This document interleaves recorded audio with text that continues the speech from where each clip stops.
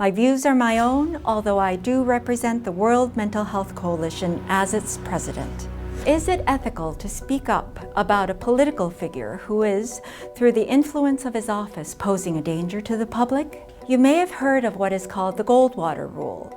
You may have heard that it is a rule for professionals not to speak about someone they have not personally examined. But that is only a part of the rule. Here's what the rule actually says.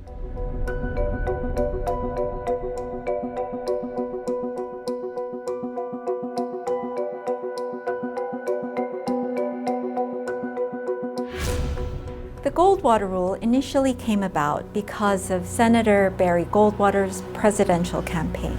A tabloid magazine called Fact surveyed 12,000 psychiatrists. Even though less than 10% of the psychiatrists came back irresponsibly diagnosing Mr. Goldwater and calling him unfit, the magazine sensationalized the incident. Subsequently, Mr. Goldwater sued. Even though the APA itself was not sued, it was embarrassed and therefore decided to institute the Goldwater Rule.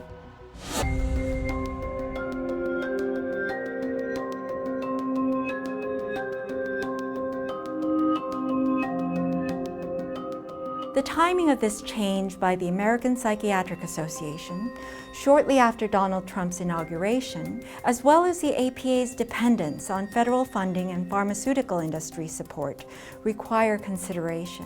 The rule was changed to cover not just diagnosis, but any aspect that anyone can observe from the outside, such as speech, affect, and behavior. None of that could be commented on as a professional.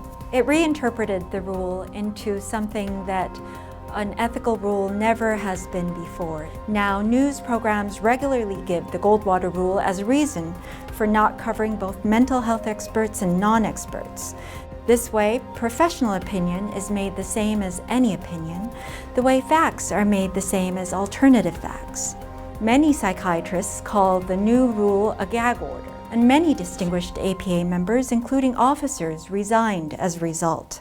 Why is this important? With the new silencing of professionals, the public may have been deprived of critical information at a critical time to be able to protect itself.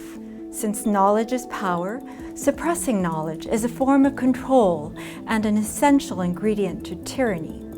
Given that Mr. Trump's probable mental incapacity and dangerousness were a near consensus among mental health professionals, it might have been important for the public to know about this.